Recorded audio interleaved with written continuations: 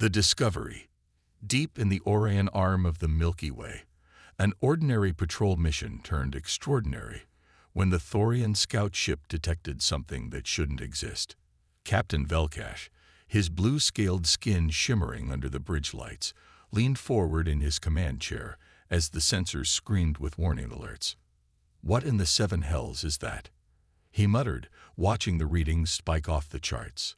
The energy signature was unlike anything recorded in the Galactic database, a repository containing millions of years of interstellar knowledge. His communications officer, a slender Kelivary with crystalline eyes, turned pale. "Captain, we're detecting a signal. It's using frequencies we've only seen in the ancient texts." The signal penetrated the cosmic silence like a primordial scream, broadcasting across every known subspace channel. In mere hours, it reached the farthest corners of the known galaxy, where countless species received the same mysterious transmission, a sequence of mathematical patterns that spoke of unimaginable power. The Galactic Council convened an emergency session in the crystalline halls of New Harmony Station. Representatives from 1,000 worlds gathered, their forms creating a rainbow of alien diversity.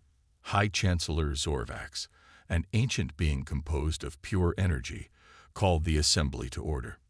"We face an unprecedented situation," the Chancellor announced, his voice resonating through psychic waves. "This signal originates from the Sol system, a region long thought dormant. Our scholars have decoded its meaning." A hush fell over the chamber as holographic displays materialized, showing blueprints of a vessel that dwarfed entire planetary systems. The design was primitive by galactic standards, yet its power output readings were impossible. Dr. Venlar, the Council's chief xenorchaeologist, stepped forward. Her compound eyes reflected the horror of realization. "These are not merely blueprints. They are activation codes. The humans of Sol II have awakened their greatest weapon." Murmurs of disbelief rippled through the assembly.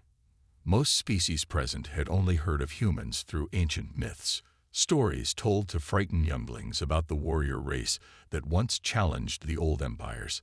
The doctor continued. "Our archives speak of the human Titan, a warship built in the dying days of their first interstellar expansion. When the old empires forced them back to their home system, they sealed away their greatest weapon, waiting for the day that they would need it again." "Impossible," scoffed Admiral Krell of the Verax hegemony. "The humans are a primitive species, barely capable of faster-than-light travel. How could they possess such technology?" "You underestimate them, Admiral," Dr. Venler replied. "The humans didn't build the Titan with advanced technology. They built it with something we've long forgotten: raw determination and an understanding of physics that borders on the impossible." The Council's peaceful debate shattered when alarms blared throughout the station. A massive object had entered real space at the edge of the Sol system, its presence causing gravitational distortions visible across half the galaxy. The first contact fleet, assembled hastily from a dozen species, approached with caution. Admiral Chandra of the Collective commanded the flagship, her tentacles writhing nervously as they neared the source of the signal. "By the ancient stars," she whispered as the Titan emerged from the shadow of Jupiter. The warship was a mountain of metal and fusion fire, its hull covered in battle scars that spoke of forgotten wars. It stretched for thousands of kilometers, its surface bristling with weapons that seemed to defy the laws of physics. As the fleet watched in stunned silence, smaller human vessels emerged from hidden bases on Mars and Europa. They were clearly descendants of those who had remained behind when humanity was forced into isolation centuries ago.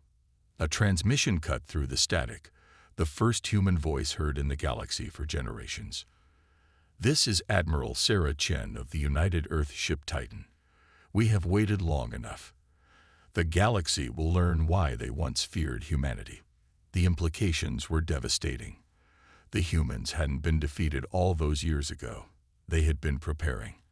While the galaxy grew complacent in its technological superiority, humanity had been perfecting their ultimate weapon. Reports flooded in from across the galaxy. ancient monitoring stations, thought to be debris from long-dead civilizations, were awakening. They had been human all along, dormant sentinels watching and waiting. The Thorian Empire, once humanity's greatest oppressor, sent their most powerful fleet to contain the threat. 300 warships, each a marvel of alien engineering, jumped into the Sol system with weapons charged. Admiral Chen's response was broadcast across all channels. "We do not seek war, but we will not be caged again. Stand down or witness why your ancestors sealed us away." The Thorian fleet commander, in his arrogance, ordered an immediate attack. Energy beams that could vaporize asteroids lanced toward the Titan. They struck the warship's hull and simply disappeared, absorbed by systems that shouldn't exist. Then the Titan returned fire. A single shot from its main cannon created a tear in space-time itself. The Thorian flagship, a vessel that had served for 1,000 years, ceased to exist in an instant. Not destroyed, erased from reality, as if it had never been. Panic spread through the Galactic Council. They had awakened not just a warship, but a nightmare from their ancestors' darkest fears. The humans were not primitive. They were not weak. They had simply been patient. As the first part of this galactic drama unfolded, one truth became clear. Humanity had returned, and they brought with them a power that could reshape the very fabric of the galaxy.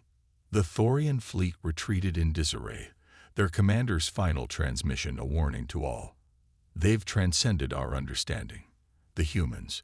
They've weaponized the fundamental forces of the universe itself." Back on New Harmony Station, the Council erupted into chaos. Species that had maintained peace for millennia now spoke of alliance against the human threat.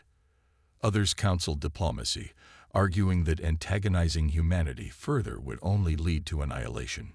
Chancellor Zorvax raised his energy form to full brightness, silencing the assembly. "We face a choice that will define our future.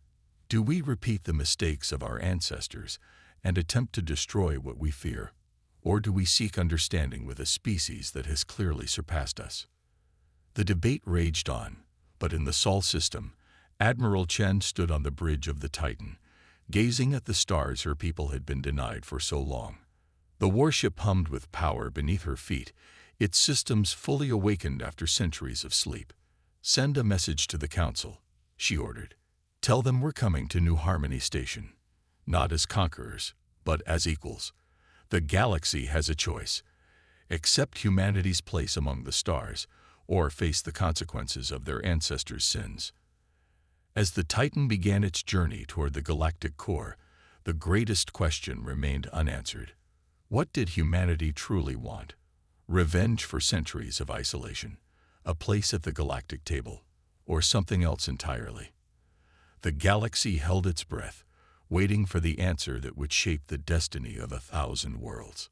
The reckoning. The Titan's approach to New Harmony Station sent shockwaves throughout the galactic community.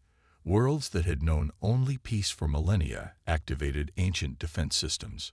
Species that had evolved beyond physical form retreated to their energy realms, fearing what was to come.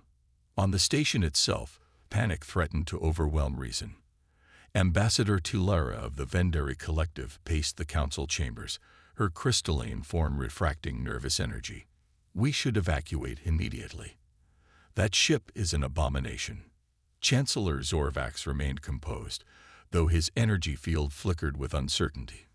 "Running would only prove we learn nothing from our ancestors' mistakes. We must face this moment with wisdom, not fear." The Titan dropped out of hyperspace at the edge of the New Harmony system, its presence causing sensor arrays to overload across 3 sectors. Admiral Chen's message was simple: "We come in peace, but prepared for war. The choice is yours." Unknown to the Council, a secret alliance had formed among the galaxy's military powers. The Verax hegemony, Thorian Empire, and a dozen other species pooled their resources to create the largest fleet in recorded history. They called themselves the Coalition of Preservation, united by their fear of human power. Admiral Krell, now Supreme Commander of the Coalition, addressed his assembled forces. The humans represent an existential threat to galactic stability. Their worship violates every known law of physics. We must act before they enslave us all. The Coalition fleet, numbering over 10,000 vessels, initiated a surprise attack as the Titan approached New Harmony Station. Their strategy was simple: overwhelm the human warship through sheer numbers.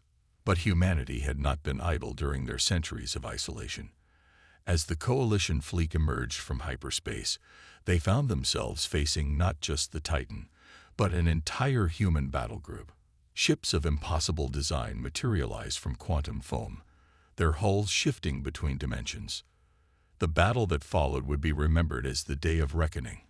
Coalition weapons, representing the pinnacle of galactic technology, proved ineffective against human defenses that operated on principles beyond conventional physics. Admiral Chen broadcast to all channels, "You force our hand. Witness why your ancestors feared us." The Titan's true power was finally revealed. It wasn't just a warship. It was a reality anchor, capable of manipulating the fundamental forces of the universe. With a single command, Chen demonstrated humanity's mastery over creation itself. A wave of energy emanated from the Titan, not destroying the Coalition fleet but transforming it. Metal became organic matter, energy weapons sprouted flowers, and warships evolved into garden worlds teeming with life.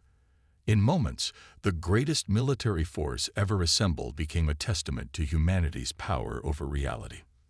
The surviving Coalition commanders surrendered immediately, their will to fight shattered by the demonstration. But Admiral Chen wasn't finished. She ordered the Titan to project a holographic message visible across the entire galaxy. "For too long, you viewed humanity as a threat because you don't understand us," her image declared. "Your ancestors tried to contain us because they feared our potential. But we didn't spend our isolation building weapons of destruction. We studied the universe itself, learning to harness forces you consider divine." The truth emerged through declassified human records. During their forced isolation, humanity hadn't focused on revenge, but on transcendence. They discovered that consciousness itself could influence reality at the quantum level. The Titan wasn't just a warship. It was humanity's first successful merger of mind and matter. Dr. Marcus Webb, humanity's chief scientist, joined the broadcast. "We developed the Titan not as a weapon of war, but as a tool of creation. Its power comes from the collective consciousness of humanity, channeled through technology that bridges the gap between thought and reality." The revelation stunned the galaxy. The fearsome warship that had terrorized them was actually a manifestation of human unity and potential. Its destructive capabilities were merely a side effect of its true purpose: to reshape reality according to human will. Chancellor Zorvax, witnessing this truth, made a historic decision. He invited Admiral Chen to address the Galactic Council directly, offering humanity a permanent seat among the governing body. In the Grand Chamber of New Harmony Station, Sarah Chen stood before representatives of 1,000 worlds. "We don't seek dominion over you," she declared. "We seek partnership." The Titan represents what any species can achieve when they transcend their limitations. The aftermath of the reckoning transformed galactic civilization. Humanity shared their discoveries, teaching other species how to merge consciousness with technology.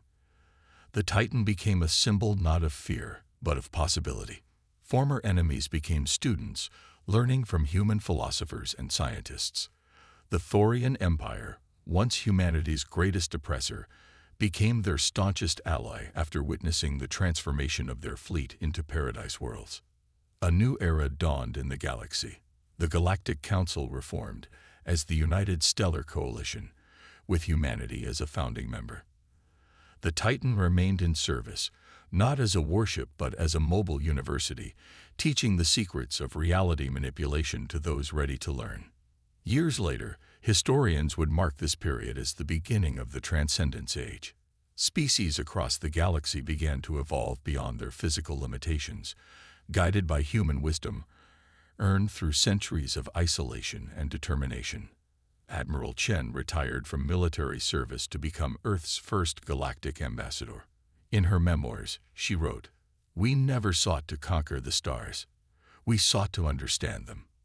In doing so, we discovered that the greatest power in the universe isn't destruction, it's creation." The Titan continued its journey through the cosmos, no longer feared but revered. It had become exactly what humanity intended, a bridge between what is and what could be, a testament to the power of human imagination and will. As new generations grew up in this transformed galaxy, they learned the most important lesson from humanity's return, that true strength lies not in the ability to destroy, but in the courage to create, to forgive, and to transcend the limitations that fear places upon us. The warship that the galaxy had tried to erase from existence became the very thing that elevated them all to a higher plane of existence. In the end, humanity's greatest weapon wasn't the Titan itself, but the indomitable spirit that created it, a spirit that chose creation over destruction, unity over division, and hope over fear. The galaxy had indeed learned why they once feared humanity, not because humans were destroyers, but because they were creators of such magnitude that they could reshape reality itself. And in that recognition, fear transformed into awe, and awe into partnership in the endless adventure of existence.